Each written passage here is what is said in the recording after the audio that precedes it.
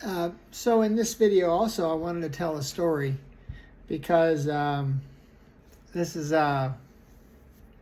it's a story from my childhood, but it taught me a big lesson as I was a kid and growing up.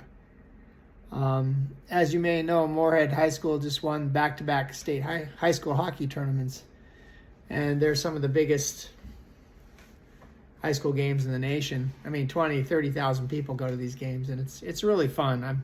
I've never been myself, but I mean, I can't imagine sitting in the stands and being 18 years old or 17 and having 20, 30,000 people watching me play hockey. So I'm just proud of the Moorhead Spuds hockey program. But one of the story I have is so I'm 17 years old, I think maybe 16, early 17, and I'm on the Spuds hockey team. I'm a backup goalie. I think I've played 3 out of the 4, maybe 5 out of the 20 games, and I think our team has won maybe, 4 or 5 games. I don't know. We're 4-15, 4-20, and well, our next game on the schedule is against one of the top 5 teams in the state, rated, and we're gonna get crushed because we're not very good. And lo and behold, guess who gets to play goalie during that game? Me. So I felt like maybe a lamb to the slaughter, basically. So I get in the game, and sure enough, I think the first period had 15 shots on me, 20 shots. I let one in. Second period, again, same thing, 10. I'm probably at 35 shots by the end of the second period, and we're down 2-0. Well, at the beginning of the third period, we get a goal, and now we're only down 2-1. And I think we were playing East Grand Forks or something like that. And I've been upset all year because I thought I was a really good goaltender, but I didn't get to play very often. I was just kind of a quiet kid, but I was a good athlete. Anyway, so the third period comes, and sure enough, we get a goal, and now it's 2-1. And the other team is kind of panicking. We should be up 10-0 on these guys, but it's 2-1, and they get kind of a dumpy goal at the end of the game to make it 3-1. I think they win 3-1. And I get congratulated by my guys on my team. I think I faced 45, 47 shots, something like that, and let in 3 goals. And I'm standing there with the team after the game, and the coach for the other team comes by, and he's he looks at me. I'm holding my pads, and I'm standing with some guys, and he says, "Hey, are you the goalie?" I went, "Yeah." He says, "Man, you had a great game. If you lived here, you'd start for us." And he looked at me, and I'm like, "We're the worst team around, and you want me to start? You're one of the best teams?" So I was just floored. And I think my dad heard it too, and a bunch of the other guys heard it. But so anyways, we go home, and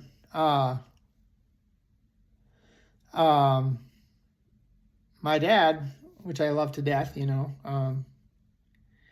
he's pretty upset, and he has a few beers, and he goes into the coach's locker room and talks to the coach, and and says, "How come my kid's not getting to play any playing time?"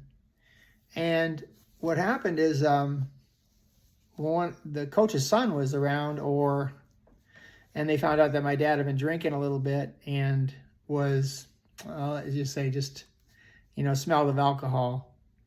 And so the next few practices, the kids are riv me, "Oh, yeah, your dad's drunk, your dad's doing this," and, he got all liquored up and had to come and talk to the coach. And, I was just like, I was so just disgusted that, the kids would treat me like that. And I hardly ever played anyways, but I was on the team. But anyway, so I quit. I was like, I don't want to do this. I'm a college baseball player. I'm a really good runner. Baseball's my thing anyway, so I'm just going to quit. Well, 20 years later, I'm 35. I'm in a grocery store in Alaska, and I run into that coach's son. He knows me, and I know him. And he looks at me and says, "Aren't you so-and-so?" I'm like, "Yeah, I am." And I said, "Aren't you so-and-so?" And he says, "Yeah." And he said, When you quit the team, I'm sorry you did. My dad told me you were just about to be the starting goaltender. And I was like, what? He never played me. How could I be the starting goaltender? And one of the things I remember about that is right before success happens, sometimes you have to go through just this awful period of just struggle. And that's kind of what I'm in right now. I know my music's really, really good for the musical, and I have a really good story, but getting it off the ground has just been, it's been really tough. Like, the musical Preacher's Grove that I wrote is a Christian-based play, and people who aren't Christians, I'll play it for them. I think this is just gorgeous music, but then I'll tell them it's a Christian-based play or something like that, and they can't run for the hills fast enough. So, and that brings me to my faith mostly because, my Christian faith, one of the things that Jesus taught us, and this is from Matthew 21, verse 43, is that, sometimes it talks about a capstone, is that the rejected capstone is sometimes now the featured thing on the building. And what I mean by that is that, you may think you might not have a message or that you can be used by Christ or anything you have to say is any worthwhile at all. But sometimes if you persevere through all the rejection, and I tell you what, there is so much rejection when you have, you're trying to do music, it's like off the charts. I mean, so that's the main thing is that, and a lot of men struggle with many, many issues. And I wanted to tell you another story that just happened to me recently. So I go on my Sunday walks in the morning, and I'm walking along a busy road because I usually take this road here in Springfield, Missouri. And it's, car after car, everybody's going to church.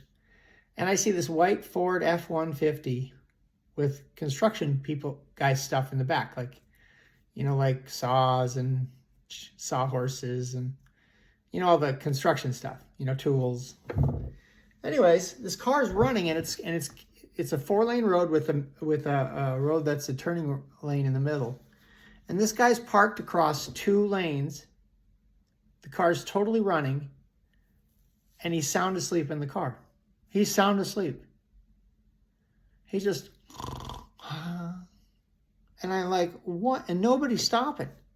Nobody's stopping to do anything. And so I'm like, man, something's wrong with this guy. So I go up and knock on the window, and he just goes boom, like he just was born or something. And he looks at me and he just goes, oh, and he opens the door and says, oh, I'm so sorry. I'm like, and I look at the guy like, what kind of person would be able to fall asleep in the middle of a busy road and park and have your car running with the lights on, and you've been there for I don't know how long, an hour, 2 hours, sitting there, and nobody stopped? What kind of society is that? So that's just a story from, and that's what my musical deals with. It deals with the pain that most men go through, and they do it silently, So, so that man on the street, that's been sitting there, he just describes all of men's issues in 2 seconds if you want to look at it. And there's a gal on Facebook. She does those reels that come in and you can watch them. And her name is Lauren Ponce, LAURINPONCE, and she just described my life and millions of men's lives in just a few minutes. And she said it best. She said something like, men go through hell. I mean, they just go through absolute hell. They go through divorce, losing their kids, all of their salary gone. They're bleeding in front of everybody, and they do it silently. And, they scream alone. they bleed alone, they're destroyed by themselves, and then, you know, when they say something, they're just, you know, not being a man, or, you know, but what she said in her reels is that a man that's been destroyed like that and is trying to rebuild their life is a strong, strong, strong person. And they are someone you don't mess with, because they've been through hell and back already. And they, you know, they're very calm, and that's kind of what I'm going through right now, is just the difficulty of getting the musical off the ground, but knowing that it's just a phase that you go through. Anything good has to happen. But my you know, my friend that's, you know, kind of dying right in front of me, who's on drugs and not working and drinks all day and just stares at his phone all day, that is absolutely what could happens to most people, or most men that have struggles, is they literally go into a cocoon and they just slowly fade away and die, or, you know, and that's horrible.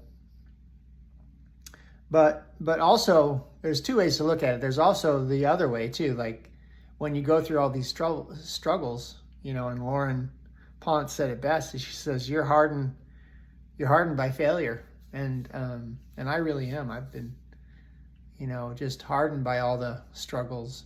So even getting this musical off the ground, it's not something I can't do. So, well, I want to thank you for watching the video so far. The Alaska song is being born. I'm going to put the piano with the violin for the end here. And if you like these videos, hit the like button and subscribe. And in a couple more videos, the Alaska song will be born with the full mixes and all the words and stuff. So here you go.